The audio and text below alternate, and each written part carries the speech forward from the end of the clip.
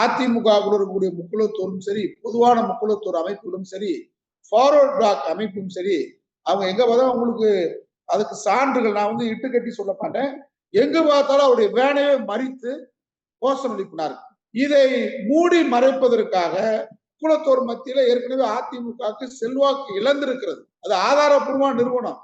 நீங்க தெற்கு சீமையில 2024 நாடாளுமன்ற தேர்தலில் அதிமுக நாகர்கோவில் தொகுதி, கன்னியாகுமரி தொகுதியில் 5வது இடம், திருநெல்வேலி முக்குளத்தோர் அதிகமாக வாழக்கூடிய ஊர்ல 4வது இடம், தூத்துக்குடியில 3வது இடம், மதுரை அதிமுகவின் கோட்டை, எம்ஜிஆரே மதுரை மேற்கு தொகுதியில் வெற்றி பெற்ற ஊர்.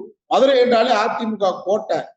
யாருன்னே தெரியாத ஒரு வேட்பாளரா பாஜக போட்டு, ராம சீனிவாசி, அவருக்கும் மதுரைக்கும் சம்மந்தம் இல்லை, அவரை போட்டு 2வது இடத்துக்கு வருது. 3வது இடத்துக்கு போயிடுச்சாங்க அதிமுக. முக்குளத்தோர் மக்கள் நிராகரிச்சுட்டாங்க. ராமநாதபுரம் மாவட்டத்துல நீங்க 90,000 ஓட்டு தான் மொத்தமே நாடாளுமன்றத்துல அதிமுக வாங்கியிருக்கு. எவ்வளவு பெரிய முக்குளத்தோர் மக்களால் புறக்கணிக்கப்பட்டு